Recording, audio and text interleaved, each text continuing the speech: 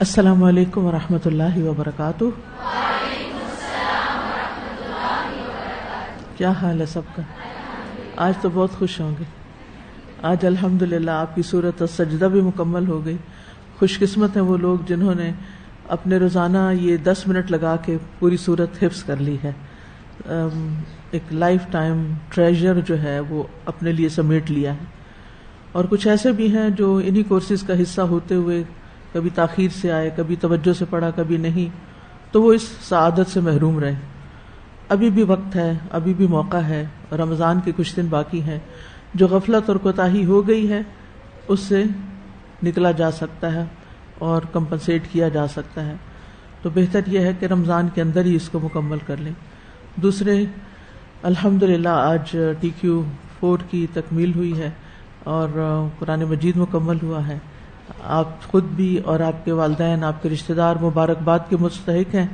اللہ سبحانہ و تعالیٰ آپ کو یہ نعمت ہمیشہ کے لیے عطا کرے اور کبھی اس سے آپ کا تعلق اور رشتہ نہ ٹوٹے، اور یہ تکمیل ایک نئے آغاز کا ذریعہ بنے آپ کی زندگیوں میں، کیونکہ قرآن ایک روشنی ہے، نور ہے، ہدایت ہے، برکت کا سبب ہے۔ تو جو اس کو تھام کے رکھے گا اس کو یہ سب نعمتیں ملتی رہیں گی، اور جو اسے چھوڑ دے گا وہ پھر اندھیروں میں جا گم ہو جائے گا۔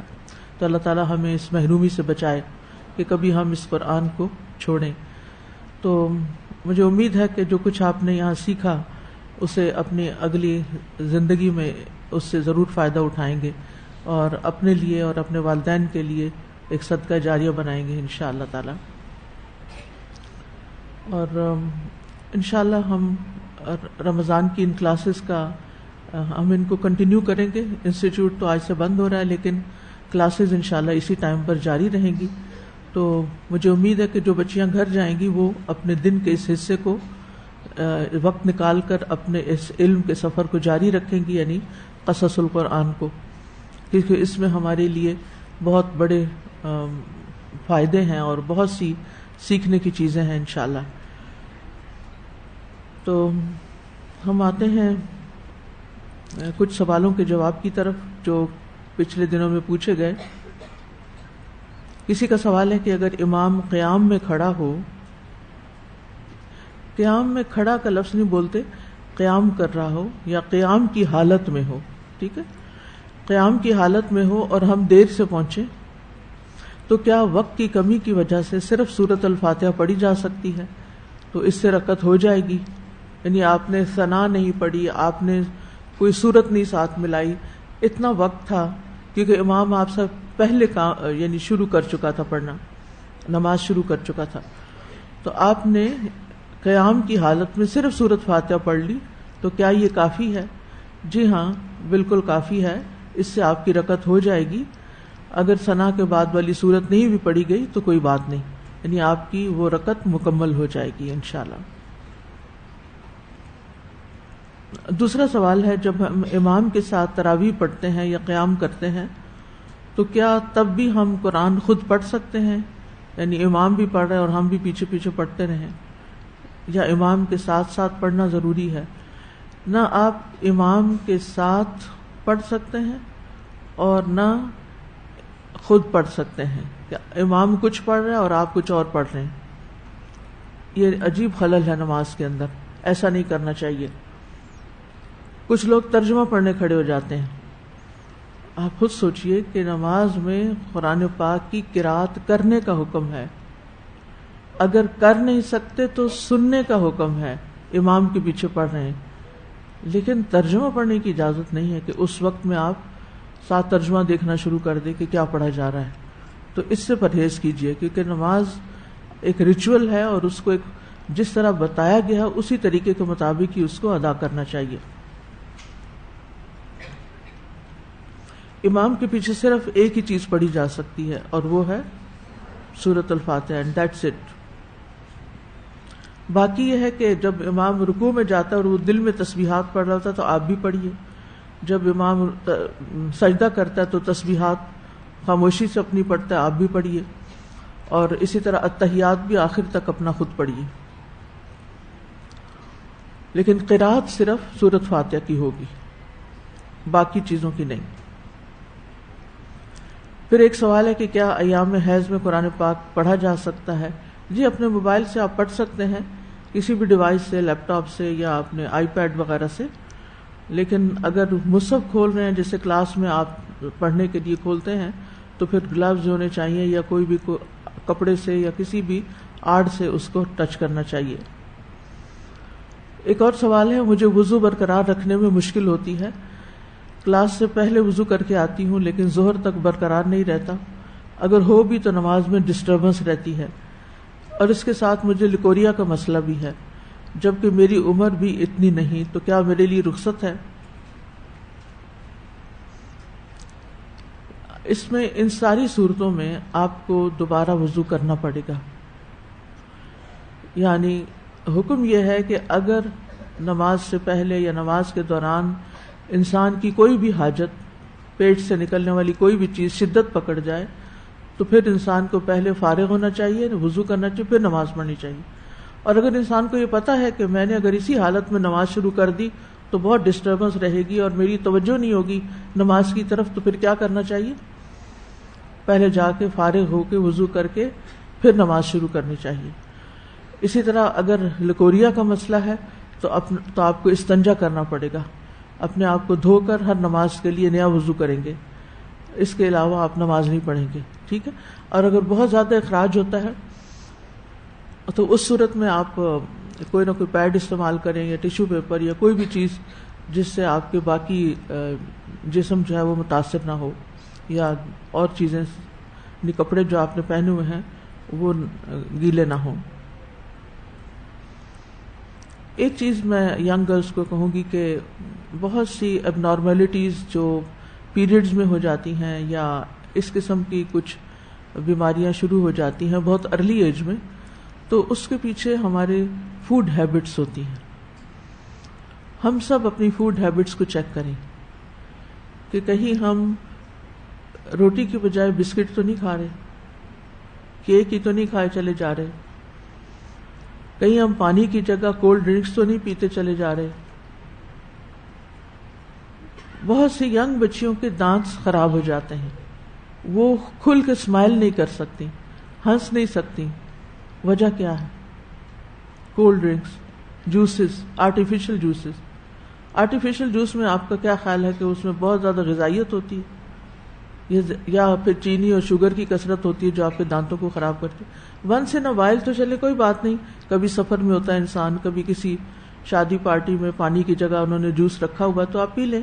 لیکن یعنی میں اس کو حرام تو نہیں کرتی، لیکن روزانہ کی بنیاد پر، ڈیلی بیسس پر، ہیبٹ کے طور پر سادہ پانی نہ پینا اور کوئی نہ کوئی میٹھا یا نمکین یا کچھ ایسی چیزوں کی عادت ڈال لینا، یہ الٹیمیٹلی آپ کی صحت کے لیے سخت نقصان دہ ہے.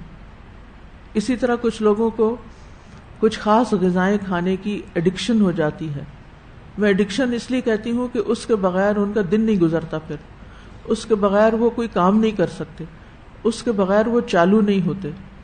مثال کے طور پر سویٹس یا چاکلیٹس یا پھر لیز، بسکٹ، لیز یعنی چپس وغیرہ، یا کوئی ایسی نمکو وغیرہ کہ جس بس عادت ہے، یا کوئی سپاریاں، کچھ لوگ اس طرح کی چیزیں کھاتے ہیں، بس ان کو منہ میں کچھ رکھ کے، یا یہ جو ہوتی ہے چوئنگم. آپ کو پتہ ہے کہ ہمارے دانتوں کے اوپر ایک انیمل ہوتا ہے، اور اگر ہم بہت زیادہ برش بھی کرتے ہیں یا بہت لمبے ٹائم پر مسواک کرتے رہتے ہیں، یعنی تھوڑی دیر کے لیے ہر نماز کے ساتھ کرنا از پرفیکٹ، اٹس فائن. اسی لیے آپ نے دیکھا ہوگا کہ حکیم لوگ جو دوائی دیتے ہیں وہ دن میں 3 مرتبہ ایک ہی دوائی دیتے ہیں، تھوڑی تھوڑی کر کے، تاکہ اکٹھی آپ کے جسم کے اوپر برے اثرات نہ ڈالے. وہی چیز جو فائدے کی ہے تھوڑی تھوڑی، وہی چیز جب آپ ایک کثیر مقدار میں ایکسیسولی لیں گے تو وہ آپ کے لیے نقصان دہ ہو سکتی ہے، آپ کے جسم میں بگاڑ پیدا کر سکتی ہے. تو اسی طرح اگر آپ دن میں ہر نماز سے پہلے تھوڑا سا مسواک کر لیتے تو کچھ نہیں، لیکن اگر آپ ہر وقت چوئنگم چباتے ہیں یا آپ بہت زیادہ برش کرتے ہیں، صبح بھی ٹوتھ پیسٹ، شام کو بھی ٹوتھ پیسٹ، تو اس سے آپ کے دانت گھسنے لگتے ہیں اور وقت سے پہلے ٹوٹنے لگتے ہیں. تو اپنے اوپر رحم کیجیے. اتنی ینگ ایج میں یہ سارے مسائل کھڑے ہو جانا از ناٹ ہیلدی. آپ مستقبل کی مائیں ہیں، آپ اپنے گھروں کو کس طرح سنبھالیں گی، اپنے بچوں کو تربیت کیسے کریں گی؟ آپ اپنے شوہر کے حقوق کیسے پورے کریں گی؟ آپ اپنے رشتہ داروں اور دین کا کام کیسے کریں گی اگر آپ کی صحت ٹھیک نہیں ہوگی تو؟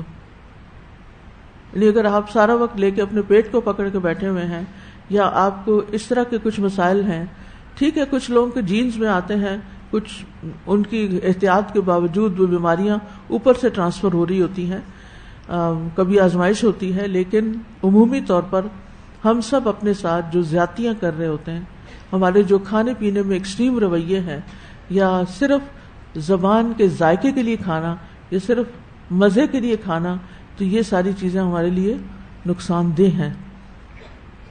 روزہ کیا سکھاتا ہے؟ Self control. کھانے پینے پہ چیک رکھ، کھانے پینے کو کنٹرول کرتا ہے نا ہمارے، کہ سارا دن ہم نہیں کھا پی سکتے، تو اس سے اس موقع کو غنیمت جانیے۔ جیسے رمضان میں آپ چائے نہیں پیتے، مثلا میں رمضان میں میرا نہیں خیال کہ میں نے ایک کپ بھی چائے پی، چائے نہیں، لیکن الحمدللہ کام چلتا ہے۔ اب میں یہ سوچ رہی ہوں کہ رمضان کے بعد بھی مجھے چائے کی ضرورت نہیں ہے، یہ صرف ایک عادت ہے جو بنا لی گئی ہے، کہ نہیں وہ ہوتا نا کہ نہیں بس یہ پینی ہے، اس کے بغیر گزارا نہیں۔ کچھ لوگوں کو کافی پینے کی عادت ہو جاتی ہے، کچھ لوگوں کو کچھ خاص ڈرنک کی عادت ہو جاتی ہے، اس کے بغیر ان کا کھانا ہضم نہیں ہوتا۔ آپ جب ینگ ایج میں ہوتے ہیں تو آپ کے جسم میں ایسے جوسز ہوتے ہیں کہ جو آٹومیٹیکلی آپ کی فوڈ کو پراپر ہضم کر دیتے ہیں۔ آپ کو ضرورت نہیں ہونی چاہیے کہ آپ کوئی سافٹ ڈرنک پی کر اپنا کھانا ہضم کریں، 7 اپ پیئیں تو پھر ہی آپ کا کھانا ہضم ہو۔ تو اگر آپ نے اتنی ارلی ایج میں آپ اپنے ساتھ یہ سب کچھ کر لیا تو پھر بڑے ہو کے کیا ہوگا؟ وہ بڑے بڑے کام کیسے کریں گے؟ بڑے کاموں کے لیے سخت جان ہونا پڑتا ہے، اپنے اوپر قابو رکھنا پڑتا ہے، اپنے سیلف کنٹرول کرنا پڑتا ہے۔ تو آپ ہر کوئی اپنا جائزہ لے اور اپنے بارے میں سوچے کہ وہ کون سی ایسی کھانے پینے کے معاملے میں بری عادتوں کا شکار ہے جو اس کی صحت کے لیے نقصان دہ ہیں، اور پھر ان سے چھٹکارا کیسے ہو سکتا ہے، اور اس کو بھی عبادت سمجھ کے کریں۔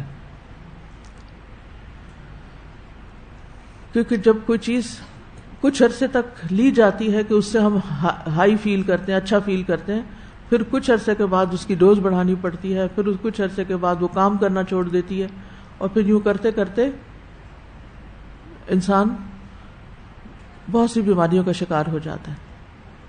کتنے ہی بچے ایسے ہیں، معصوم بچے ایسے ہیں جنہوں نے اپنی ماں کو صرف بیمار دیکھا ہے، اور وہ بس یہی دیکھتے ہیں گھر میں اٹھ کے کہ ان کی ماں بیمار اور بستر پہ پڑی ہوئی ہے، وہ نہ انہیں کھلا سکتی ہے، نہ پلا سکتی ہے، نہ ان کا کوئی کام کر سکتی ہے۔ ایسے بچے کتنی محرومیوں کا شکار ہو جاتے ہیں، نہ وہ انہیں پڑھا سکتی ہے، نہ سکھا سکتی ہے۔ کیا ہم ایسی مائیں بننا چاہتے ہیں؟ تو اس لیے جس بھی کسی ایسی یعنی ضروریات کے علاوہ صرف ٹیسٹ کے لیے، صرف مزے کے لیے، صرف چاہت کے لیے کھانے کی عادت پڑ چکی ہے، اس کو ریوائز کیجئے اور سادہ غذا پہ آئیے، اور اپنے لیے وہ رستہ نکالیے کہ جو آپ کے لیے لانگ لاسٹنگ ہو اور بہترین طریقے سے۔ اور زبیدہ بتا رہی تھی اپنے نانا جی کا کہ وہ 100 سال کی عمر میں بھی سارا دن قرآن پڑھتے رہتے تھے۔ بڑے لوگوں کے لیے بیٹھنا ہی ایک مشکل ہوتا ہے، لیکن ان کی غذا کیا تھی؟ دودھ میں مکئی کی روٹی جو تھی وہ توڑ کے ڈال لیتے تھے، اور اس کو ہاتھوں کے ساتھ اٹھا اٹھا کے اور بہت مزے سے کھاتے تھے، یعنی جس کو آج کل آپ سیریل کہتے ہیں۔ تو اس میں آپ دیکھیے کہ کیا آپ نہیں چاہتے آپ 100 سال تک جئیں اور آپ زیادہ سے زیادہ عبادت کر کے دنیا سے جائیں؟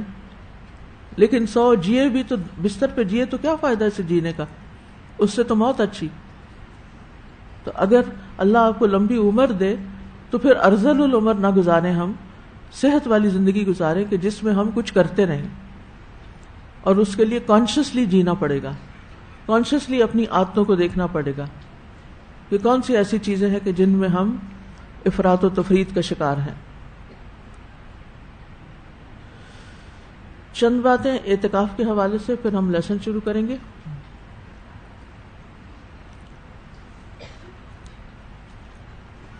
اعتکاف کے کچھ آداب ہیں۔ اعتکاف میں بیوی سے مباشرت جائز نہیں، یعنی بیوی کو حگ کرنا یا پیار کرنا یا یہ چیزیں جائز نہیں۔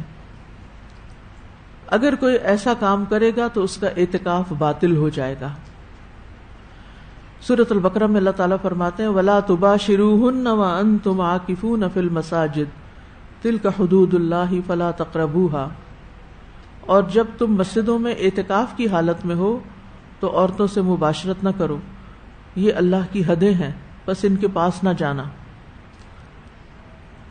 البتہ ضرورت کے تحت شوہر بیوی بات کر سکتے ہیں، یعنی گھر میں کوئی چیز ضرورت پڑ گئی ہے، وہ آپ کے پاس آ کے پوچھ رہے ہیں یا کچھ لینے دینے کے لیے آئے ہیں، تو اتنی سی بات ہو سکتی ہے، یعنی ضرورت کی بات ہو سکتی ہے۔ جیسے بعض ازواج مطہرات نے مسجد میں رسول اللہ صلی اللہ علیہ وسلم سے جا کر ملاقات بھی کی اور خدمت بھی۔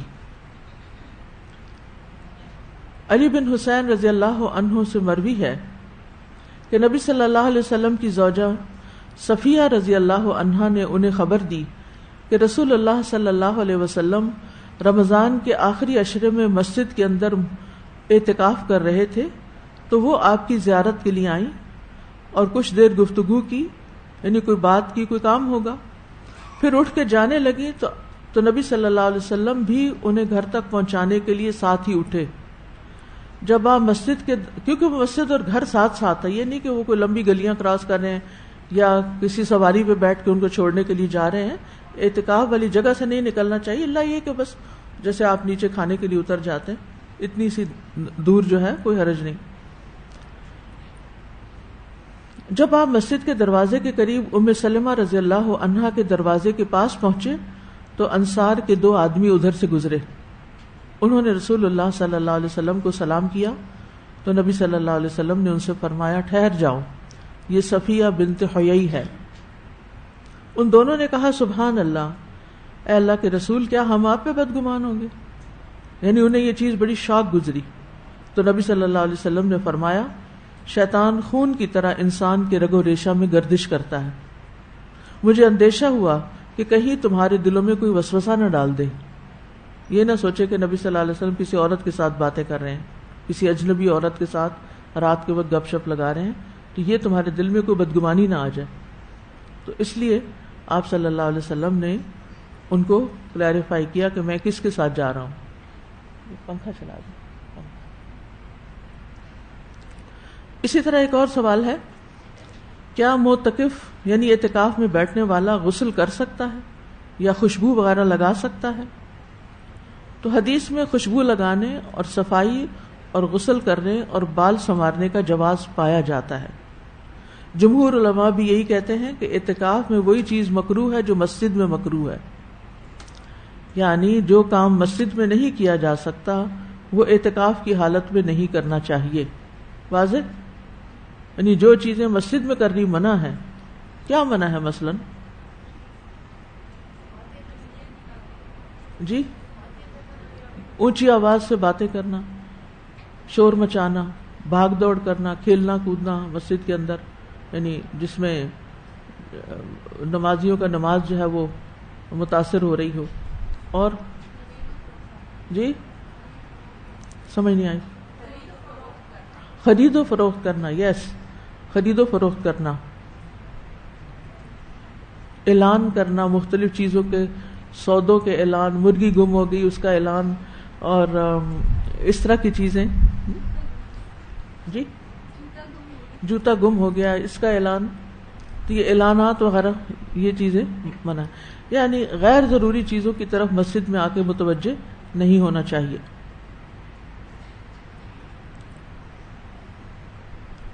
رسول اللہ صلی اللہ علیہ وسلم کا اعتکاف آسانی اور سہولت والا تھا، سختی اور شدت والا نہیں تھا۔ حضرت عائشہ کہتی ہیں کہ رسول اللہ صلی اللہ علیہ وسلم بحالت اعتکاف اپنا سر مسجد سے باہر کر دیتے تو میں اسے دھو دیتی جبکہ میں حیض کی حالت میں ہوتی، یعنی اعتکاف کی حالت میں شوہر بیوی کو ٹچ کر سکتا ہے، یا بیوی شوہر کو ٹچ کر سکتی ہے، لیکن مباشرت جائز نہیں۔ پھر بالوں کو کنگھی کرنا، یعنی اس کا مطلب یہ کہ اعتکاف کی حالت میں نہانا دھونا، اعتکاف کی حالت میں نہانا دھونا جو ہے وہ جائز ہے۔ بالوں میں کنگھی بھی جائز ہے۔ نبی صلی اللہ علیہ وسلم جب مسجد میں اعتکاف کرتے تو حضرت عائشہ کہتی ہیں کہ آپ میری طرف اپنا سر جھکا دیتے تو میں آپ کے سر کو کنگھی کرتے، حالانکہ میں حیض کی حالت میں ہوتی. آپ سر دھو بھی دیتی تھی، کنگھی بھی کر دیتی تھی. نبی صلی اللہ علیہ وسلم کے بال لمبے تھے نا، آپ کو معلوم ہے، یعنی کانوں کی لو تک تھے یا اس سے بھی آگے. تو اس لیے پھر وہ بعض اوقات جب گھنے بال ہوں، زیادہ بال ہوں، تو ان کو چھڑانے میں ٹائم لگتا ہے. تو کوئی اور کنگھی کر دے تو آسانی ہو جاتی، جس کو آتی ہو. تو اس سے آپ اندازہ لگائیں نا حضرت عائشہ کتنی چھوٹی عمر کی تھی اور وہ یہ سارے کام کرنا جانتی تھی. آج ہم بڑے ہو جاتے ہیں اور ہمارے بچے ہماری کنگھی کرنے کی وجہ سے چیختے رہتے ہیں آگے سے، کہ ماؤں کو یہ نہیں پتا کہ بال اگر الجھے ہوئے ہیں تو ان کو سلجھانا کیسے ہے پہلے، کیونکہ انہیں تو جلدی ہے. اس لیے وہ جیسے تیسے بچے روئیں، چیخیں، بال کھچیں نہ کھچیں، بس کام کرو ختم کرو. احساس نہیں ہے نا دوسروں کا. مسجد سے بلا ضرورت باہر نہیں نکلنا چاہیے، کیونکہ مسجد سے بلا وجہ نکلنے کی وجہ سے اعتکاف باطل ہو جاتا ہے، ختم ہو جاتا ہے. اعتکاف کا مقصد یہ ہے کہ مسجد کے اندر مستقل طور پر ٹھہرا جائے. لیکن اگر کوئی ایسی ضرورت ہو جو مسجد کے اندر پوری نہیں ہو سکتی، اس صورت میں آپ نکل سکتے ہیں. یعنی جو بنیادی انسانی ضرورت ہے لیکن مسجد کے اندر پوری نہیں ہو سکتی، مثلا قضاء حاجت، آپ کو واش روم جانا پڑے گا. وضو مسجد کے اندر تو نہیں کیا جاتا، باہر نکل کے کرتے ہیں. غسل، اسی طرح کھانا کھانے کے لیے جانا. کیونکہ آپ سوچئے کہ اگر سارے لوگ مسجد کے اندر ہی کھانا لے کے بیٹھ جائیں اور کچھ کارپٹ پہ گرا دیں اور کچھ بیڈ پہ گرا دیں، تو آپ خود سوچیں کہ کیا وہ جگہ عبادت کے لائق رہے گی؟ کیا خیال ہے؟ اچھا، بعض لوگ تراویح پڑھنے آتے ہیں تو وہ بھی کچھ نہ کچھ کھانے پینے کی چیزیں لے آتے ہیں. مجھے سمجھ نہیں آتی کہ تھوڑی دیر کے لیے تو ہم نے تراویح پڑھنی ہوتی ہے، اس میں ایسی کیا جان نکل رہی ہوتی ہے کہ پھر اس وقت ہم کھانا شروع کر دیں. اللہ یہ کہ کوئی بیمار ہے، کسی کو شوگر ہے، کوئی ایسا مسئلہ ہے، اس نے ایک آدھ کھجور اپنے لیے رکھ لی کہ بیچ میں کوئی ایشو نہ بنے اور وہ اپنے آپ کی مدد کر سکے. لیکن آئس کریم لے آنا، چائے لے آنا، پانی کے ایسے برتن لے آنا کہ جو ایک ہی رکعت میں کارپٹ کے اوپر گرے پڑے ہوں اور دوسروں کی نماز خراب ہو، یعنی ایسی چیز میں پانی لے آنا. پانی پینے کی ضرورت ہوتی ہے، بوٹل لے آئیں، کوئی حرج نہیں، لیکن کھلا پانی آپ لے آئے ہیں. اور جب انتظامیہ منع کرے اور پھر بھی لوگ چھپا کے ایسے کام کریں تو اس کا نام کیا ہوتا ہے؟ پھر اس کو کیا کہتے ہیں؟ یعنی آپ کو مسجد انتظامیہ کی طرف سے ایک چیز منع کی گئی ہے کہ یہ چیز آپ اندر نہیں لا سکتے، یہ کام آپ اندر نہیں کر سکتے، پھر بھی آپ کرتے ہیں. تو یہ کیا ہے؟ خیانت. آپ چھپ کے کر رہے ہیں. آپ کو منع کیا گیا ہے کہ آپ یہاں نماز نہیں پڑھ سکتے کیونکہ یہ جگہ دوسروں کی ہے، اور آپ بھیس بدل کے پھر وہی کام شروع کر دیتے ہیں. تو یہ کیا ہے؟ دھوکہ. تو کیا مومن دھوکہ دیتا ہے؟ کیا مومن خیانت کرتا ہے؟ نہیں. ایک طرف ہم اعتکاف کر رہے ہیں، عبادت کر رہے ہیں، اور دوسری طرف ہم دھوکہ دے رہے ہیں اور ایسے کام کر رہے ہیں. پھر اللہ سبحانہ وتعالیٰ نے حضرت ابراہیم علیہ السلام کو اور حضرت اسماعیل علیہ السلام کو جب انہوں نے کعبہ بنا لیا تھا تو کس چیز کا حکم دیا تھا؟ ان طہر بیتی للطائفین والعاکفین والرکع السجود، کہ میرے گھر کو پاک صاف رکھو. مسجد کو کیسا ہونا چاہیے؟ جہاں آپ نماز پڑھتے ہو اس جگہ کو انتہائی پاک صاف ہونا چاہیے، صاف ستھرا ہونا چاہیے. وہاں کھانوں کی خوشبو اور وہاں ایسے کام نہیں کرنے چاہیے کہ جس سے نماز میں خلل آئے، جس سے خشوع پر اثر پڑے.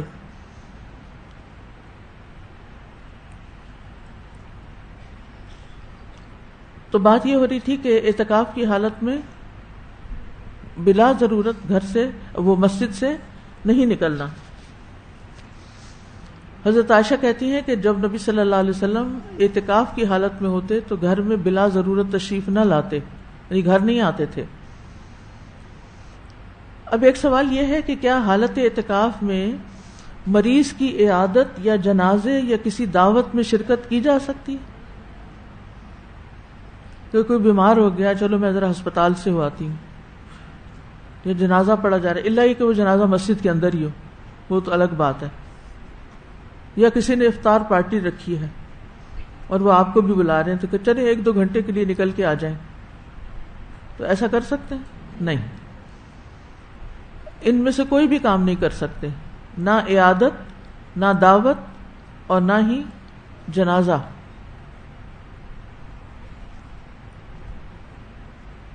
نہ ہی کوئی اور، مثلاً یہ کہ کوئی شخص کسی آفس میں جاب کرتا ہے، وہ دن میں جاب کرنے چلا جائے اور رات کو آ کے اعتکاف کر لے، تو یہ اعتکاف نہیں ہوتا۔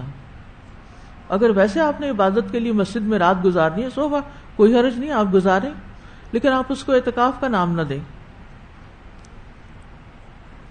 اصل مقصود کیا ہے کہ سارا وقت کس بات میں گزارا جائے؟ اللہ کی عبادت میں۔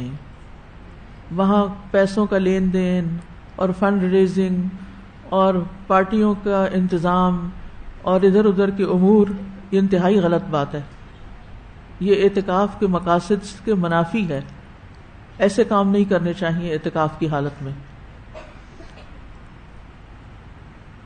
اعتکاف کا مقصد یہ ہے کہ لوگوں سے کٹ کر، الگ ہو کر، بے نیاز ہو کر صرف اور صرف اللہ سبحانہ وتعالیٰ کی طرف متوجہ ہوں۔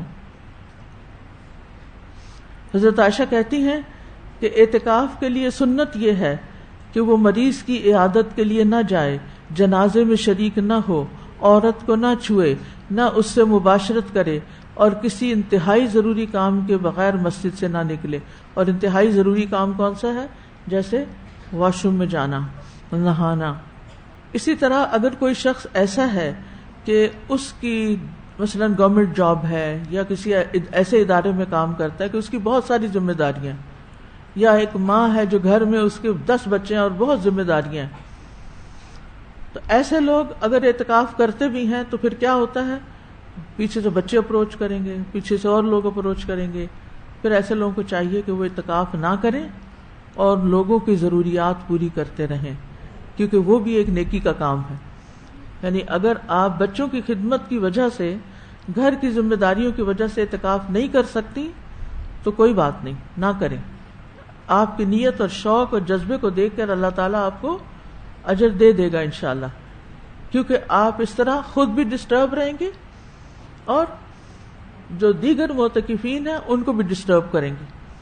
تو ایسی چیزوں سے، ایسی حرکتوں سے پرہیز کرنا چاہیے۔ جی، اعتکاف میں بریک نام کی تو کوئی چیز نہیں۔ اگر آپ کو چائے پینی ہے تو صرف اتنی دیر کے لیے خاموشی کے ساتھ چائے پی کے واپس آ جائیں اور کوئی بات نہ کریں، لوگوں سے بات نہ کریں، اپنے ذکر اذکار کی طرف ہی متوجہ رہیں، چائے پئیں اور اندر آ جائیں، کیونکہ اندر چائے لانے کی صورت میں یہ کارپیٹس، یہ میٹرس، یہ چیزیں خراب ہو سکتی ہیں۔ نہ چاہتے ہوئے میں نے دیکھا ہے کہ اچھے بھلے سمجھدار لوگ یہاں چائے رکھی، اس سے بات کی، اتنے میں کوئی گزرا اور صرف اس کی موومنٹ سے چادر ہلی اور چائے نیچے گر گئی۔ اسی کارپیٹ پہ آپ نے نمازیں پڑھنی ہیں، اسی جگہ پہ جمعہ ہوتا ہے، تو آپ خود سوچئے کہ یہ فضا کیا ہو جائے گی۔ تو اس لیے آپ کو صرف باہر تک چائے پینے کی اجازت ہے، لیکن اس کو سوشلائزنگ میں کوئی اور بات نہیں کرنی۔ چائے پینی ہے چپ کر کے اور اپنا دھیان اللہ کی طرف رکھنا اور واپس اندر آ جانا ہے۔ نو سوشلائزنگ، ناٹ ایٹ آل، یہ مقاصد کے خلاف ہے، اور اگر آپ یہ کام کرنے کے لیے یہاں بیٹھے ہوئے تو اپنا وقت ضائع کر رہے ہیں۔ تبتل الیہ تبتیلا، کیا مطلب ہے؟ تبتل الیہ تبتیلا، سب سے کٹ کر اللہ کی طرف متوجہ ہونا، تبتیل۔ تو اگر آپ اعتکاف میں آ کے اور زیادہ آپ کو سوشلائزنگ کا موقع مل گیا، اور باتیں ہو رہی ہیں، اور چیزیں ہو رہی ہیں، تو پھر مقصد فوت ہو گیا آپ کا۔ اور کوئی چیز، اور کوئی سوال؟ کیونکہ آج کے بعد میں اعتکاف کے ٹاپک پہ بات نہیں کروں گی، اور چیزیں انشاءاللہ ڈسکس ہوں گی۔ جی وہ جو نبی صلی اللہ علیہ وسلم کی سنت ہے وہ یہ کہ 10 دن کا اعتکاف ہے، روزے کی حالت میں رمضان کے آخری عشرے میں. یہ ہے اصل. لیکن اگر کسی کو 10 دن نہیں ملے اور وہ 3 دن کے لیے مسجد میں آ کے اعتکاف کی نیت سے بیٹھ جاتا ہے, وہ ساری شرائط پوری کرتے ہوئے جو اعتکاف کی حالت میں ہوتی ہیں کہ باہر نہیں نکلنا اور فالتو باتیں نہیں کرنی, میل ملاقات نہیں, زیادہ سے زیادہ وقت عبادت میں گزارنا, تو وہ کر سکتا ہے. یعنی ایسا کیا جا سکتا ہے. 3 دن کے لیے, 2 دن کے لیے, 1 دن کے لیے, چند گھنٹوں کے لیے آپ اس نیت سے جا کے بیٹھ جاتے ہیں اور عبادت کرتے ہیں تو ویل اینڈ گڈ. اس میں ہوگا کیا, اس کا مطلب یعنی یہ ایسی عبادت ہوگی کہ جس میں آپ سب سے کٹ کے پھر یکسو ہو گئے. جی صرف مسجد میں. یہ یاد رکھیے کہ انتم عاکفون فی المساجد, اعتکاف کی جگہ مسجد ہے. اگر کسی فیملی ممبر کی ڈیتھ ہو جائے اور وہ بہت ہی قریبی ہو اور نکلنا پڑے اعتکاف سے, تو پھر اگلے سال قضا کر لیں اس کی. موبائل نہیں یوز کرنا چاہیے, کیونکہ اس میں پھر آپ لازماً واٹس ایپ کھولیں گے. جب آپ واٹس ایپ کھولیں گے یا کوئی بھی چیٹ کھولیں گے تو نتیجہ کیا ہوگا کہ ضروری کام کے علاوہ جو دیگر میسیجز ہیں ان پہ بھی لگ جائیں گے, یا ہو سکتا ہے کسی نے ویڈیو بھیج دی تو آپ وہ بھی آن کر رہے ہیں. تو یہ اعتکاف تو نہ ہوا نا. اصل میں کیا ہے, سب سے کٹ کے اللہ کی طرف متوجہ ہونا. یہ کسی کا سوال ہے کہ معتکف کو شدید گرمی سے گھبراہٹ محسوس ہو تو کیا وہ کمرے سے باہر کھلی ہوا میں تھوڑا وقت گزار سکتی ہیں؟ وہ بہتر ہے گھر چلا جائے, کیونکہ یہ سب کچھ تو ہوگا, یہ تو تکلیف اور مشقت برداشت کرنی ہی ہوگی. ٹھیک ہے نا, کیونکہ اصل وَأَنْتُمْ عَاكِفُونَ فِي الْمَسَاجِدِ, جم کے بیٹھنا عبادت کے لیے ایک جگہ مقرر کر کے. آپ کو پتہ ہے یہ جو آپ کی جگہ مقرر ہے نا, وہیں آپ کو بیٹھنا چاہیے, ادھر ادھر گھومتے پھرتے نہیں رہنا چاہیے. اصل تو یہی ہے کہ اپنی جگہ پر بیٹھیں, الا یہ کہ کسی وقت اگر آپ نے کوئی پڑھنے کے لیے, جیسے اس وقت آپ آ کے ایک جگہ جم کے ہی بیٹھے ہوئے نا, گھوم پھر نہیں رہے, ادھر اس سے ملاقات کرنے, ادھر سلام کرنے, ادھر بات, یہ تو نہیں کر رہے نا. آپ آئے ہیں ایک جگہ بیٹھے ہیں, جب یہ نماز ختم, کلاس ختم ہوگی, نماز ختم ہوگی, اپنی جگہ پہ جا کے بیٹھ جائے. پھر اگر کتاب کوئی ایسی ہے جو پڑھنی ہے آپ نے اعتکاف میں, یعنی دعاؤں کی کتاب ہے, یہ قرآن مجید ہے, تو کوئی حرج نہیں.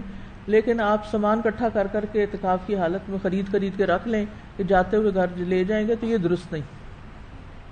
خرید و فروخت نہیں کرنی چاہیے, مسجد میں ویسے ہی نہیں کرنی چاہیے, اور اعتکاف کی حالت میں تو بالکل نہیں. اسی حوالے سے کہنا چاہی تھی کہ اعتکاف والوں کے ظاہر ان کے لیٹنے کا انتظام, ان کا سامان اور وہ ایک جگہ ہوتا ہے, لیکن یہ کہ باہر سے جب لوگ آتے ہیں تو وہ بچے ان کے دوڑتے رہتے ہیں گدوں پر, ان کے سامان سے بھی بلکہ 1-2 دفعہ چیزیں کسی بچے نے نکال لی. پھر یہ کہ کچھ لڑکیاں جا کے بیٹھ جاتی ہیں گدوں پر, اور پیریڈز کی وجہ سے وہ گدے خراب بھی ہوئے نا, جنہوں نے نماز نہیں پڑھنی تھی. تو اس پہ حالانکہ ہم بار بار یہ کہتے رہتے ہیں کوئی یہاں انٹر نہ ہو, کوئی نہ یہاں انٹر ہو, لیکن یہ کافی مسئلہ. آپ میں سے کوئی عقل مند شخص یہ بتائے گا کہ ان میں سے کون سی حرکت درست ہے؟ کوئی ایک بھی ٹھیک ہے؟ آپ کے بچوں کو یہ پتا ہونا چاہیے کہ کسی کا بیگ تو کیا, امی کا بیگ بھی نہیں کھول سکتے اجازت کے بغیر.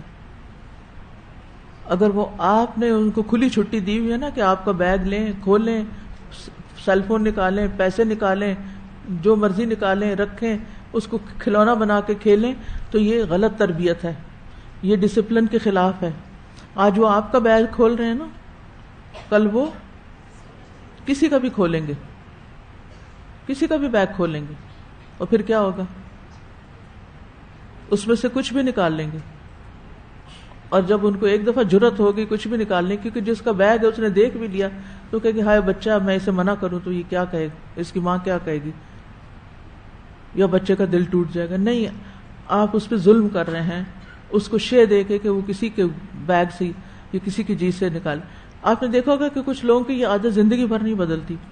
وہ کسی کے گھر جاتے ہیں, بغیر ان کے گھر والوں کے آفر کیے وہ ان کی کوئی نہ چیز اٹھا کے کھانا شروع کر دیتے ہیں. کوئی فریج کھول لیں گے, اس میں سے چیزیں نکالیں گے, کوئی گھوم پھر کے ادھر ادھر چیزیں دیکھیں گے. دس از رانگ. پکچرز لے رہے ہوتے ہیں بغیر اجازت, کسی کے گھر کی, کسی کے کھانے کی پکچر لے کے اپنے انسٹاگرام پہ ڈال دینا, یہ کہاں کی عقل مندی ہے؟ آپ اس سے پوچھ لیں, آپ اجازت دیتے ہیں؟ یہ چیز مجھے بہت اچھی لگ رہی ہے، میں اس کی پکچر لے لوں. اسی طرح کسی انسان کی جا کے پکچر لے لینا بغیر اس کی اجازت کے. تو یہ ساری چیزیں انتہا درجے کی گھٹیا اخلاق سے گری ہوئی اور بد تہذیبی میں آتی ہیں. ایک مسلمان کو یہ اخلاق ایک مسلمان کے شایان شان نہیں یہ اخلاق. تو اگر آپ مسجد میں بچوں کو لے کر آتے ہیں تو پھر ان کو اپنے ساتھ ہی رکھیے اور میک شور کیجئے کہ وہ جا کے نہ کسی کے گدے پہ کودیں اور نہ کسی کے بیگ کو کھولیں. اور اسی طرح وہ حدیث آپ نے نہیں پڑھی، اگر نہیں پڑھی تو ریاض الصالحین پڑھنا شروع کیجئے. جن لوگوں کا کورس ختم ہو رہا ہے نا، اب آگے کیا وٹ نیکسٹ، تو ریاض الصالحین کا باقاعدہ کورس بھی ہوتا ہے اس میں جو ہے کورسپونڈنس کورس. لیکن اس کے علاوہ خود بھی آپ پڑھ کے آڈیو لیکچرز بھی ہیں سن سکتے ہیں. اس میں واضح حدیث موجود ہے کہ کسی کی جگہ پر، کسی کی نشست پر اس کی اجازت کے بغیر نہیں بیٹھنا چاہیے. خاص طور پر اگر کسی کے گھر میں آپ گئے ہیں یا کسی کی پرائیویٹ جگہ ہے تو اس کی اجازت کے بغیر نہیں بیٹھیں گے آپ.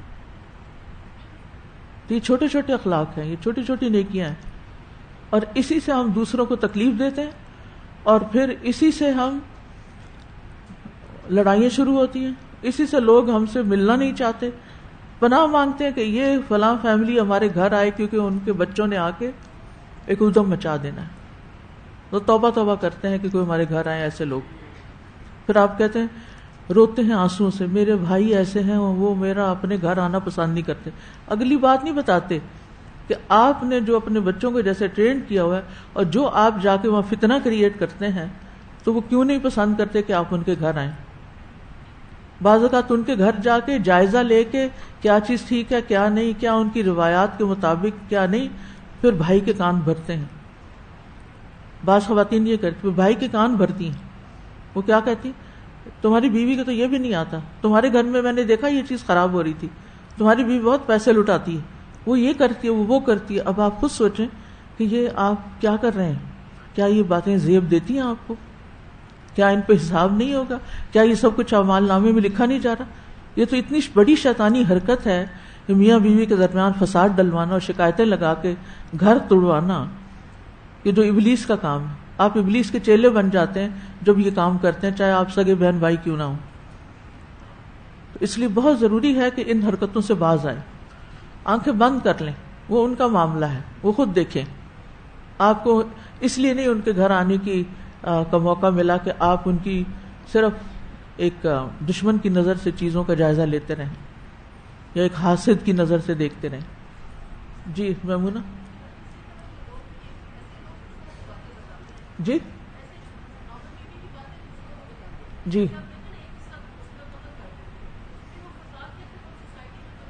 بالکل، وہ ریپل ایفیکٹ ہوتا ہے، پھر وہ آگے سے آگے بہت سے لوگ اس میں انوالو ہو جاتے ہیں. بالکل، واقع افک میں جیسے آتا ہے کہ ہر ایک نے لکل منہم مکتسب من الاسم، ہر ایک کا گناہ میں ایک حصہ ہے جو اس نے کمائی کی. تو اپنی لمٹس میں رہیے، اپنے اوپر توجہ کیجیے، اپنی خامیوں کو دیکھیے، رب سے لو لگائیے. قرآن مجید میں کیا آتا ہے کہ وَيَدْعُونَنَا رَغَبًا وَرَهَبًا. دعائیں کیسی ہوتی تھی پیغمبروں کی؟ یدعوننا، وہ ہم سے دعائیں کرتے تھے کیسے؟ رغبا ورہبا، رغبت سے اور رہبت سے، امید سے اور خوف سے. وہ اللہ سبحانہ تعالیٰ کی طرف متوجہ ہوتے تھے. کیا اس کرائیٹیریا پہ ہماری دعائیں ہیں؟ یدعوننا رغبا ورہبا، کہ کبھی امید لگ جائے اور کبھی خوف آئے دعا مانگتے ہوئے اللہ سے؟ اگر نہیں تو کہیں کمی کر رہے ہیں نا ہمیں اپنا ہی محاسبہ کرنے کی ضرورت ہے. چلیے ٹھیک ہے، آج ہم جی آپ کچھ کہنا چاہ رہی فرمائیے.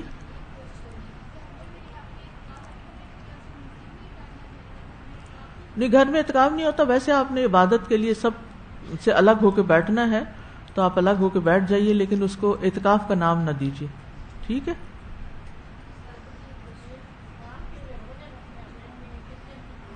ہاں جی،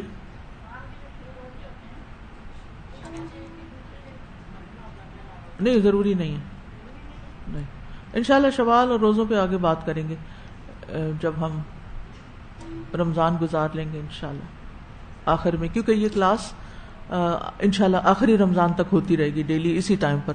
تو میں ساتھ ساتھ جو بھی واقعات اور ضروریات ہوں گی اس کے مطابق بات کرتی رہوں گی. جی ذرا اونچی آواز میں بولی، آواز نہیں آ رہی. آخر میں کیا ہو گیا؟ قضا ہو گیا. قضا کیسے ہو گیا؟ ٹوٹ گیا. ہاں نہیں، پورا کریں گے، پورا کریں گے. چلیے سوال لکھ دیجیے، آواز نہیں آ رہی، مجھے تھوڑا سا پڑھانا ہے آگے، کل جواب دے دوں گی انشاءاللہ. لکھ دیجیے جواب، سوال لکھ کے آگے دے دیجیے گا. نحمده ونصلي على رسوله الكريم اما بعد فاعوذ بالله من الشيطان الرجيم بسم الله الرحمن الرحيم رب اشرح لي صدري ويسر لي امري واحلل عقدة من لساني يفقهوا قولي اللهم لك الحمد على ما هديتنا للإسلام وسهلت لنا سبل الإحسان ووفقتنا لحسن عبادتك وهديتنا إلى ما يرضيك عنا وجنبتنا ما يسخطك علينا اللهم لك الحمد حمدا كثيرا طيبا مباركا فيه حتى ترضى وإذا رضيت اقرارا بالاساءة واعترافا بالإداعة. اے اللہ تیرے ہی لیے حمد ہے اس بات پر جو تو نے ہمیں اسلام کی طرف ہدایت دی، تو نے ہمارے لیے احسان کے راستے آسان کر دیے اور تو نے ہمیں اپنی اچھی عبادت کی توفیق دی. تو نے ہمیں ایسی چیز کی طرف ہدایت دی جو تجھے ہم سے راضی کرتی ہے، اور تو نے ہمیں اس بات سے بچایا جو تجھ کو ہم سے ناراض کرتی ہے. اے اللہ تیرے ہی لیے حمد ہے، بہت زیادہ اور پاکیزہ اور بابرکت حمد، یہاں تک کہ تو راضی ہو جائے اور اس وقت بھی جب تو راضی ہو چکے. اے اللہ ہم اپنی بدعملی کا اقرار کرتے ہیں اور اپنے وقت اور اپنی زندگی کے قیمتی لمحات کو ضائع کرنے کا بھی اعتراف کرتے ہیں. یا اللہ تو ہمیں معاف کر دے. نحن نقص عليك أحسن القصص بما أوحينا إليك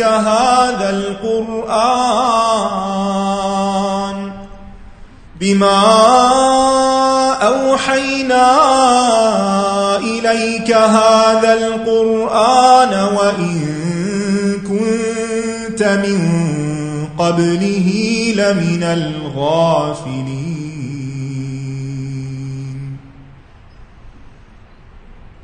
اللہ سبحانہ وتعالیٰ نے آدم علیہ السلام کے بعد بہت سے انبیاء مبعوث کیے.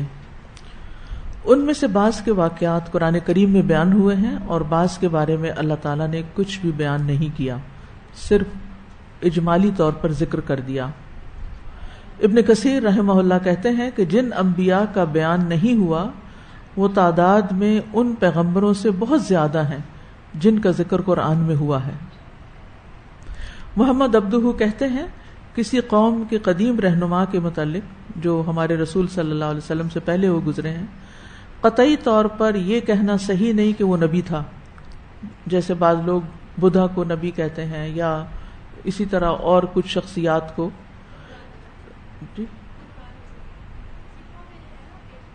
جی ہاں، گرو نانک کو مثلاً یا اور اسی طرح. تو وہ کہتے ہیں کہ ممکن ہے کہ نبی ہو اور اس نے توحید ہی کی دعوت پیش کی ہو اور بعد کے لوگوں نے اس کی تعلیمات کو مسخ کر دیا ہو، اور ممکن ہے کہ وہ نبی نہ ہو، کوئی اور شخصیت ہو. تو بہرحال ایسے انبیاء کے بارے میں اللہ سبحانہ وتعالیٰ فرماتے ہیں وَرُسُلًا قَدْ قَصَصْنَاهُمْ عَلَيْكَ مِن قَبْلُ وَرُسُلًا لَّمْ نَقْصُصْهُمْ عَلَيْكَ وَكَلَّمَ اللَّهُ مُوسَىٰ تَكْلِيمًا.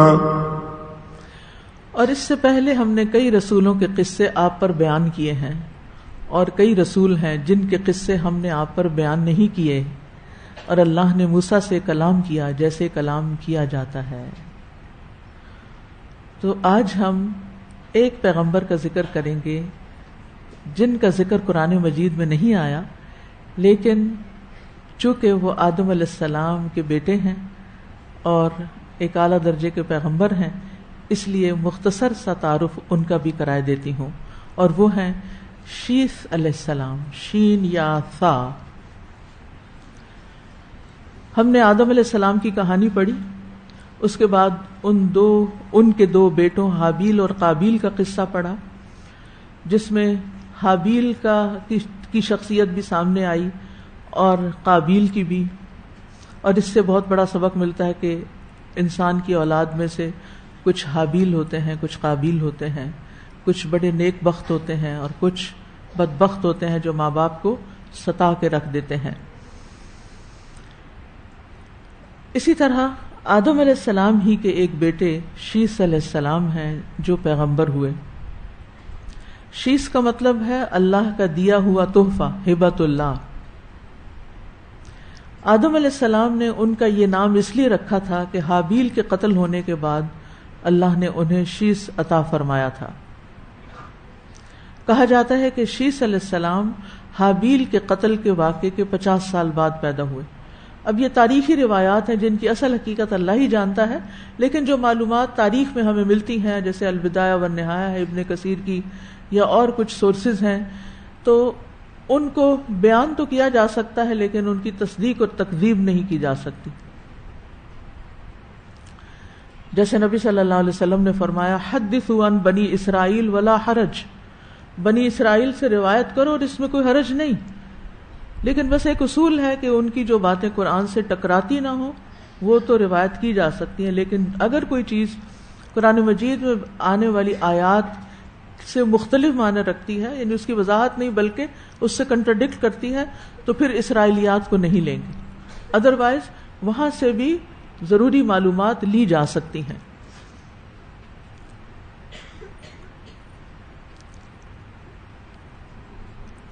یہ بھی کہا جاتا ہے کہ شیث علیہ السلام آدم علیہ السلام کی اولاد میں سے سب سے زیادہ خوبصورت اور آدم علیہ السلام کو سب سے زیادہ محبوب تھے۔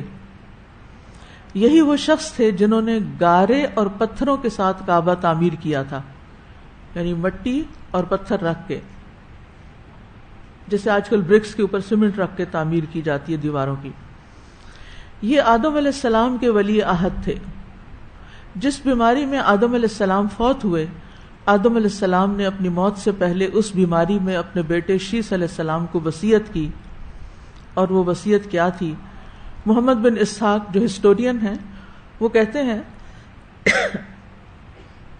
جب آدم علیہ السلام کی وفات کا وقت آیا تو آپ نے اپنے بیٹے شیث کے حق میں وصیت کی، انہیں دن اور رات کے اوقات سکھائے، یعنی ان اوقات میں ادا کی جانے والی عبادات کی تعلیم دی، آنے والے سیلاب طوفان نوح کی خبر دی، اور انہیں تاکید کی کہ وہ دن اور رات کی گھڑیوں میں اللہ کی عبادت کریں۔ یہ آدم علیہ السلام کے جانشین بنے اور ان کے بعد پہلے پیغمبر تھے، یعنی جو ان کی اولاد میں سے تھے، اگرچہ ہم سب انہی کی اولاد میں سے ہیں۔ ان پر کئی آسمانی صحیفے بھی نازل ہوئے اور انہوں نے لوگوں پر حکومت بھی کی، یعنی پیغمبر بھی تھے اور ایک طرح سے بادشاہ کہہ لیں یا حاکم کہہ لیں۔ انسانی نسل شیث علیہ السلام سے ہی پھیلی، یہ ان کی خصوصیات میں سے ہے، کیونکہ حابیل نے اپنا کوئی وارث نہیں چھوڑا تھا، ابھی تو شادی نہیں ہوئی تھی نا، اور قابیل کے ورثاء سیلاب عظیم یعنی طوفان نوح میں غرق ہو گئے تھے، کیونکہ وہ جیسا قابیل تھا اس کی اولاد بھی ویسی ہوئی، جیسا درخت ویسا پھل۔ ابن جریر طبری لکھتے ہیں تاریخ الامم والملوک میں کہ آج تمام کے تمام بنی آدم کے حسب نسب شیث علیہ السلام تک پہنچتے ہیں۔ اس کی وجہ یہ ہے کہ شیث علیہ السلام کی نسل کے علاوہ آدم علیہ السلام کی اولاد کی تمام نسل کٹ گئی تھی، بس انہی کی اولاد بچی اور ہلاک ہو گئی، ان کے علاوہ کوئی اور نہیں بچا تھا۔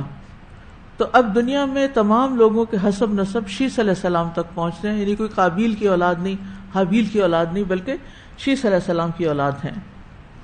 کہا جاتا ہے کہ شیس علیہ السلام مکہ میں مقیم رہے، حج اور عمرہ کرتے رہے، یہاں تک کہ وہیں فوت ہو گئے، اور پھر اپنے والدین کے ساتھ ابو قبیس کی پہاڑی کے ایک غار میں دفن ہوئے۔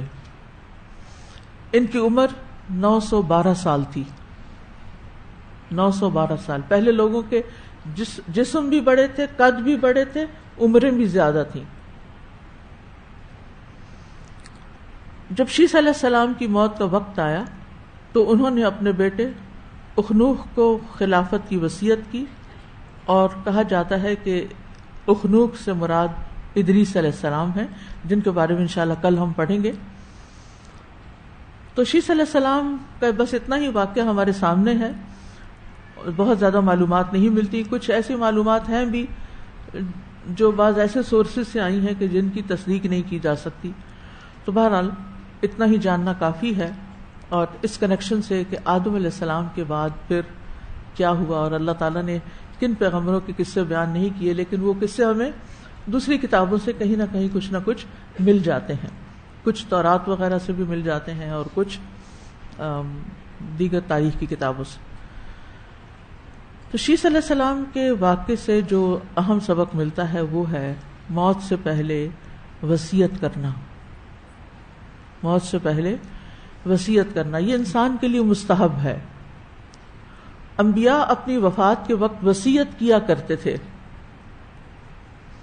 سورۃ البقرہ میں ہے وَوَصَّى بِهَا إِبْرَاهِيمُ بَنِيهِ وَيَعْقُوبُ يَا بَنِيَّ إِنَّ اللَّهَ اصْطَفَى لَكُمُ الدِّينَ فَلَا تَمُوتُنَّ إِلَّا وَأَنْتُمْ مُسْلِمُونَ۔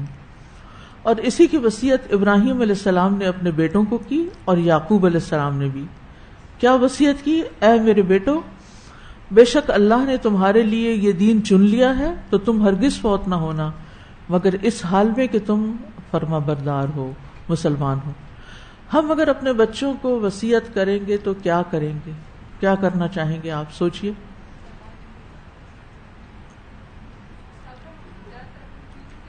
ہم تو اپنی چیزوں کی وصیت کرتے ہیں، یہ میری نانی کی نشانی ہے، اور یہ میری ساس کی نشانی ہے، اور یہ میری منگنی کی انگوٹھی ہے، اور یہ میری فلاں میرا گفٹ ہے، تو یہ میں تمہیں دے رہی ہوں بغیر تقسیم وراثت کے۔ یہ بھی ایک ظلم ہوتا ہے۔ جو بچہ پاس ہے، جو فیوریٹ ہے، وہ ساری نشانیاں اس کے حوالے کی اور فارغ ہو گئے۔ اور پھر بعد میں لوگ کہتے ہیں کہ وہ والدہ کی نشانی تھی جو میں نے پہن لی۔ آپ اس طرح نہیں پہن سکتے والدہ کی نشانی جب تک کہ وہ وراثت میں تقسیم ہو کے آپ کے حصے میں نہ آئے۔ یعنی بعض اوقات ایسا ہوتا ہے نا کہ آپ میت کو نہلا رہے ہوتے ہیں، اس کے ہاتھ میں چوڑیاں انگوٹھیاں ہیں یا اس کی کوئی بالیاں ہیں، تو آپ سوچتے ہیں کہ چلو یہ میں نہلا رہی ہوں تو میں ہی رکھ لوں۔ نو، آپ ایسا نہیں کر سکتے۔ وہ امانت ہے، وہ جائے گا سارے ترکے میں جس میں حصے تقسیم کیے جائیں گے، اور اگر آپ کے حصے میں خوش قسمتی سے آ گئی تو اب آپ یادگار پہن لیں، ورنہ غم نہ کریں۔ پھر نبی صلی اللہ علیہ وسلم کی آخری وصیت کیا تھی؟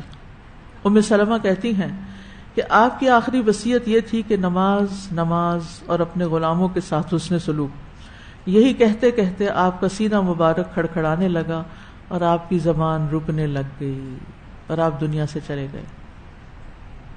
ہمیں بھی اپنے بچوں کو نماز کی وصیت لکھ کے دے کے جانی چاہیے، اللہ کے فرما بردار رہنا اور نماز میں کمی نہ کرنا۔ زندگی میں بھی اور موت کے بعد میں بھی بچوں کی نماز کی فکر ہونی چاہیے۔ کچھ سلف صالحین کی وفات کے وقت وصیتوں کا پتہ چلتا ہے۔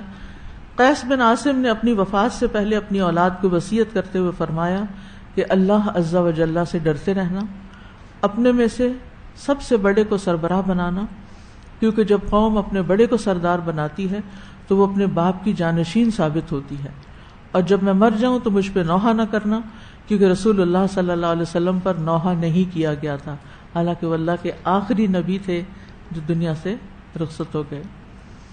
صفوان بن عمرو اپنے والد عبید حضرمی یعنی شریح سے روایت کرتے ہیں کہ جب ابو مالک اشری کا وقت آیا، یعنی وقت وفات قریب آیا، تو انہوں نے کہا اے اشریوں کی جماعت، تم میں سے حاضر غائب کو پہنچا دے کہ میں نے رسول اللہ صلی اللہ علیہ وسلم کو فرماتے ہوئے سنا ہے کہ دنیا کی لذت آخرت کی کڑواہٹ ہے. دنیا کی لذت آخرت کی کڑواہٹ ہے اور دنیا کی تلخی آخرت کی لذت و شیرینی ہے. یعنی اگر دنیا میں آپ بہت عیش و عشرت کر رہے ہیں تو پھر اپنی آخرت خراب کر رہے ہیں. اور اگر دنیا میں کچھ مشکل آ گئی ہے، تکلیف ہے، کھانے پینے میں کوئی تکلیف دہ چیز ہے یا بیماری ہے یا ویسے کچھ مشکلات ہیں، یعنی کوئی سٹریس ہے، کوئی غم ہے، تو انشاءاللہ اس کے بدلے میں آخرت میں اللہ تعالیٰ اچھا بدلہ دے گا. نبی صلی اللہ علیہ وسلم نے وصیت لکھنے کا بھی حکم دیا. رسول اللہ صلی اللہ علیہ وسلم نے فرمایا جو مسلمان شخص اپنے حق میں سے کسی چیز کی وصیت کرنا چاہتا ہے وہ 2 راتیں بھی نہ گزارے الا یہ کہ اس کے پاس اس کی وصیت لکھی ہوئی ہو. عبداللہ ابن عمر کہتے ہیں جس وقت میں نے رسول اللہ صلی اللہ علیہ وسلم کا وصیت کے بارے میں ارشاد سنا تو اس وقت سے میری وصیت میرے پاس موجود رہتی ہے. ہم نے بھی یہ ارشاد سنا ہوا ہے لیکن ہم میں سے کتنے لوگ عمل کرنے والے ہیں. وصیت کا ایک کاغذ ہم نے چھپایا تھا، آئی ہوپ کہ وہ بک سٹور میں ہو. اگر آپ وہ برقع وہاں سے خرید لیں تو اس پہ ضروری باتیں آلریڈی لکھی ہوئی ہیں، ایکسٹرا آپ خود لکھ لیں ہاتھ سے اور بند کر کے کسی کے حوالے کر دیں. یا حی یا قیوم برحمتک نستغیث. یا اللہ ہم سب کی عبادات، نمازیں، راتوں کا قیام، ہمارے روزے، ہماری دعائیں، اعتکاف اللہ تعالیٰ اپنی رحمت سے قبول فرما.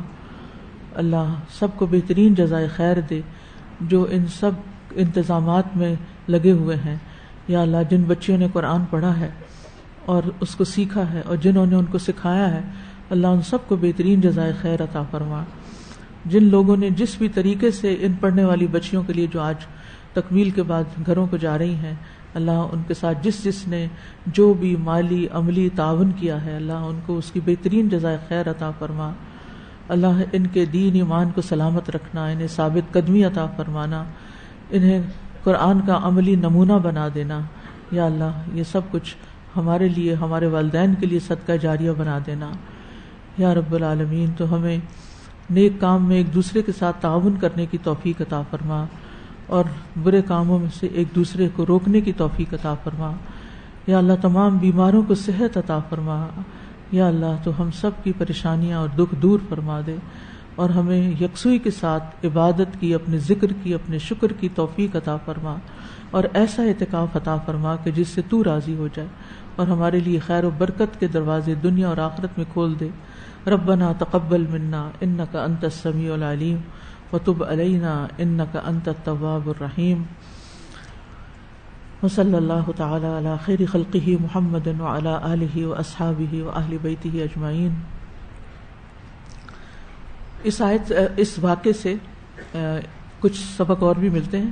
ایک یہ کہ انسان کو جب زندگی میں کوئی تکلیف پہنچتی ہے تو اللہ تعالیٰ اپنی رحمت سے اس کا اچھا نعم البدل بھی عطا کرتا ہے. آدم علیہ السلام کو حابیل کے قتل کا صدمہ پہنچا تھا تو اللہ نے ان کے صبر کے بدلے ان کے لیے ایک اور بہترین تحفہ انہیں دیا. کس کی شکل میں؟ شیس علیہ السلام کی شکل میں، جو ان کے بہترین وارث ثابت ہوئے اور ان کے مشن کو آگے لے کر چلے. تو یہ ایک بہت بڑی خوشخبری کی بات ہوتی ہے ان تمام لوگوں کے لیے جو دنیا میں کسی بھی نقصان کی وجہ سے، کسی صدمے کی وجہ سے غم اور دکھ پریشانی کا شکار ہوں اور اس صبر کریں، اللہ سبحانہ و تعالیٰ سے اچھا گمان رکھیں تو اللہ تعالیٰ صرف آخرت میں نہیں دنیا میں بھی انشاءاللہ اللہ تعالیٰ ان کو اچھا بدلہ عطا کرے گا. اللہ تعالیٰ نے آدم علیہ السلام کو حابیل کے بدلے شیس علیہ السلام جیسی نیک اولاد عطا کی اور وہ نہ صرف یہ کہ نیکی پہ گامزن تھے بلکہ دوسروں کو بھی نیکی کی طرف بلانے والے تھے. پھر اسی طرح یہ ہے کہ ہمارے دین میں علم اور عبادت دونوں کی بہت اہمیت ہے کیونکہ انسان کے کردار کو درست کرنے کے لیے، درست رکھنے کے لیے علم اور اللہ سبحانہ وتعالیٰ کی عبادت کی طرف توجہ کرنی چاہیے. جیسے کہ آدم علیہ السلام نے اپنے بیٹے شیس علیہ السلام کو علم بھی سکھایا اور عبادت کی بھی تاکید کی. ہمیں اپنے بچوں کو ابتدا سے ہی نیکی کی تعلیم دینی چاہیے اور جو باتیں شروع میں سکھا دی جاتی ہیں وہ پتھر پہ لکیر کی طرح ہوتی ہے جس کو مٹانا مشکل ہوتا ہے، اور جو بڑے ہو کے سکھاتے ہیں وہ پانی پہ لکیر کی طرح ہوتی ہیں کہ تھوڑی دیر وہ اس میں لہریں آتی ہیں اور پھر دوبارہ پانی برابر ہو جاتا ہے۔ بچوں کو 7 سال کی عمر میں نماز سکھانی چاہیے اور ان کو پڑھانی بھی چاہیے، اور ان کو پراپر ڈریس پہنانا چاہیے تاکہ وہ نماز ادا کر سکے۔ آج کل لڑکیاں کیا، لڑکوں کے بھی ایسے ڈریسز ہیں جن کو پہن کے وہ تراویح پڑھنے کھڑے ہو جاتے ہیں جس میں ان کے جسم کا ایک ایک عضو ننگا ہو رہا ہوتا ہے۔ تو بچپن سے ہی نماز کے لیے پراپر ڈریسنگ کی عادت ڈالیں، کیونکہ وہ نماز کی قبولیت کے لیے شرط ہے۔ اسی طرح بچوں کو روزے بھی رکھوائیں۔ بچوں کے اندر جو جذبہ اور شوق ہوتا ہے اس کی وجہ سے وہ رکھ جاتے ہیں چھوٹی چھوٹی عمر میں بھی، ورنہ آدھے دن کا رکھوا دیں، کچھ گھنٹوں کا رکھوا دیں، لیکن ان کو بھی سیلف ڈسپلن سکھائیں۔ رسول اللہ صلی اللہ علیہ وسلم نے جب لوگوں کو عاشورہ کے روزے کی ترغیب دی تو ربیہ کہتی ہیں کہ اس کے بعد ہم خود بھی روزہ رکھتے اور اگر اللہ چاہتا تو اپنے چھوٹے بچوں کو بھی رکھواتے۔ ہم ان کے ہمراہ مسجد جاتے تو ان کے لیے اون کا کوئی کھلونا سا بنا لیتے، جب ان میں سے کوئی افطار کے قریب کھانے کے لیے روتا تو ہم اس کا دل بہلانے کے لیے وہ کھلونا اس کو دے دیتے۔ یعنی بچوں کو صحابیات روزہ رکھواتی تھی اور ان کو صبر کی تلقین بھی کرتے اور ان کو بہلاتی بھی تھی۔ اسی طرح بچوں کو حج یا عمرے پہ بھی ساتھ لے کے جانا چاہیے۔ صاحب بن یزید کہتے ہیں مجھے رسول اللہ صلی اللہ علیہ وسلم کے ساتھ حج کرایا گیا جبکہ میری عمر 7 سال تھی، اور بچوں کو بہت کچھ یاد بھی ہوتا ہے۔ پھر اولاد کو قرآن کی تعلیم دینی چاہیے ابتدا سے ہی۔ کسی کا قول ہے اپنے بچے کو قرآن سکھا دو، قرآن اسے ہر چیز سکھا دے گا، پھر آپ کو بہت کچھ نہیں بتانا پڑے گا۔ تو اس میں کون سا سکھانا مراد ہے؟ ترجمے کے ساتھ سکھانا۔ بعض لوگ کہتے ہیں ابھی بچے چھوٹے ہیں، چھوٹے نہیں، چھوٹے عمر میں بھی وہ بہت کچھ سمجھ رہے ہیں۔ آپ دیکھیں کہ جو بچوں کی اسکول کی ریڈنگ بکس، ان کو ناولز ملتے ہیں 4th 5ویں 6ٹھی جماعت میں، ان کا سائز والیوم دیکھا کتنا بڑا ہوتا ہے۔ اگر وہ پڑھ سکتے ہیں اور کئی کتابیں پڑھ سکتے ہیں تو قرآن کا ترجمہ ان کو یہ اچھی باتیں، یہ سیرت، یہ صحابیات کے واقعات، یہ کیوں نہیں سکھائے جا سکتے؟ ہماری ایک ساتھی اس کا بہت ہی کامیاب تجربہ کر رہی ہیں کہ وہ چھوٹے بچوں کو ترجمہ سکھا رہی ہیں، لفظی ترجمہ، اور وہ آگے جا کے اپنے اسکول کے فرینڈز اور ساتھیوں کو بھی سکھا رہے ہیں۔ تو ہم بچوں کو بچہ ہی نہ سمجھتے رہے ہمیشہ، اب بچے وقت سے پہلے بڑے ہو چکے ہیں، لہٰذا بچوں کو جو لوگ، خاص طور پر میرا ریکویسٹ ہے ان ساری ناظرہ ٹیچر سے، یا جو بچیاں آج تجوید یا تعلیم القرآن وغیرہ پڑھ کے جا رہی ہیں، وہ آگے اگر پڑھانا چاہیں تو وہ ناظرہ کے ساتھ ترجمہ قرآن لازم کر لیں۔ جیسے چھوٹی چھوٹی صورتیں آپ پڑھاتے ہیں تو وہاں سے ان کو یا اس کا قصہ سنائیں اگر بہت چھوٹے بچے ہیں، اور ذرا بڑے ہیں تو اس کا معنی بھی بتائیں اور اردو سے ریلیٹ کر کے بتائیں، تو ارلی ایج سے ہی بچوں کے اندر قرآن فہمی کا سلسلہ شروع ہو جائے گا انشاءاللہ، جو آپ کے لیے صدقہ جاریہ بنے گا۔ اسی طرح بچوں کو قرآن حفظ کروانا چاہیے، خاص طور پر جن بچوں کا حافظہ اچھا ہو۔ امام احمد بن حنبل اپنی والدہ کے بارے میں کہتے ہیں کہ میری والدہ نے مجھے قرآن حفظ کرایا جبکہ میری عمر 10 سال تھی۔ وہ مجھے فجر کی نماز سے پہلے اٹھا دیتی تھی اور بغداد کی ٹھنڈی راتوں میں میرے لیے وضو کا پانی گرم کرتی، اس زمانے تو لکڑیاں وغیرہ تھیں، کوئی گیزر نہیں چلتے تھے، اور مجھے میرا لباس پہناتی، پھر دوپٹہ اوڑھتی، یعنی اپنا حجاب سے چہرہ چھپاتی اور میرے ساتھ مسجد کی طرف جاتی، کیونکہ ہمارا گھر مسجد سے دور تھا اور راستے میں اندھیرا ہوتا تھا۔ تو ماں ارلی ٹائم پہ خود اٹھ کے ماں قربانی کرتی تو بچے کو سیکھتے ہیں، تو ان کو نہلا دھلا کے مسجد تک چھوڑ کے آتی تھی۔ پھر بچوں کو دعائیں سکھائیں۔ انس بن مالک کہتے ہیں کہ رسول اللہ صلی اللہ علیہ وسلم نے فرمایا جو میں تمہیں وصیت کرتا ہوں اسے سننے سے تمہیں کیا چیز مانے ہے کہ تم صبح شام یہ دعا پڑھا کرو، یا حی یا قیوم برحمتک استغیث اصلح لی شأنی کلہ ولا تکلنی الی نفسی طرفۃ عین۔ اسی طرح سعد بن ابی وقاص اپنے بچوں کو یہ کلمات اس طرح سکھاتے جیسے ایک معلم بچوں کو لکھنا سکھاتا ہے، اور فرماتے کہ رسول اللہ صلی اللہ علیہ وسلم ہر نماز کے بعد ان کلمات کے ذریعے اللہ کی پناہ لیتے تھے، اللہم انی اعوذ بک من الجبن واعوذ بک ان ارد الی ارذل العمر واعوذ بک من فتنۃ الدنیا واعوذ بک من عذاب القبر۔ یہ دعا نبی صلی اللہ علیہ وسلم ہر نماز کے بعد پڑھتے تو ہمیں بھی اپنے بچوں کو سکھانی چاہیے، اور اس سے پہلے ذرا خود بھی سیکھ لینی چاہیے. کل سے انشاءاللہ سورۃ سجدہ تو ختم ہو گئی ہے، ہم انشاءاللہ نماز کے اذکار اور دعائیں سکھائیں گے انشاءاللہ تعالی، کیونکہ ہم نے تو بچپن میں بس ایک ہی لگی بندی چیز سیکھی ہے، اس کے علاوہ نہ دائیں ہوتے ہیں نہ بائیں ہوتے ہیں، جبکہ نبی صلی اللہ علیہ وسلم سے ہر موقع کی ایک سے زیادہ دعائیں موجود ہیں. تو انشاءاللہ تعالی وہ شروع ہوتی ہے. کتاب آپ لے لیجئے گا، آئی ہوپ کہ بک سٹور پہ ہو، ورنہ اسکرین پہ دکھا کے سب کو دعا یاد کرا دیں جب تک کتاب نہ مل جائے. اور اگر یہاں بک سٹور نہیں کھلا، مجھے نہیں معلوم انتظامیہ کیا کہتی ہے، تو کوئی ایک شخص سب کو اسپانسر بھی کر سکتا ہے ثواب کے لیے، تاکہ سب لوگ سیکھیں، یاد کریں اور نمازوں میں پڑھیں.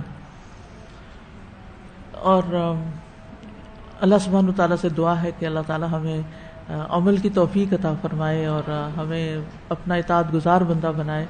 ان کے علاوہ بھی بہت سے رسول ہیں جن کا ذکر اور کتابوں میں ملتا ہے، لیکن ان کو اب میں بیچ میں نہیں لاؤں گی، کیونکہ میرا موضوع قصص القرآن ہے. تو قرآن میں جو واقعات آئے ہیں انبیاء کے ہیں یا ان کے علاوہ دوسرے لوگوں کے ہیں یا کچھ اور واقعات ہیں، تو وہ انشاءاللہ ہم وقت کے ساتھ ساتھ کریں گے. کل ہم انشاءاللہ ادریس علیہ السلام کے بارے میں پڑھیں گے. سبحانک اللہم و بحمدک، اشہد ان لا الہ الا انت، استغفرک و اتوب الیک. السلام علیکم ورحمۃ اللہ وبرکاتہ. اور گھر پہ جانے والوں اور سفر کرنے والوں کو دعا دیتی ہوں، استودعکم اللہ دینکم و امانتکم و خواتیم عملکم. اللہ تعالیٰ آپ لوگوں کو تقویٰ عطا کرے، آپ کا سفر آسان کرے، اور آپ کا زندگی کا سفر بھی آسان ہو، اور آپ قرآن کی خدمت کرتے رہیں. السلام علیکم ورحمۃ اللہ وبرکاتہ. فاقصص القصص لعلهم يتفكرون. اللهم صل على محمد وعلى آل محمد كما صليت على إبراهيم وعلى آل إبراهيم إنك حميد مجيد. اللهم بارك على محمد وعلى آل محمد كما باركت على إبراهيم وعلى آل إبراهيم إنك حميد مجيد.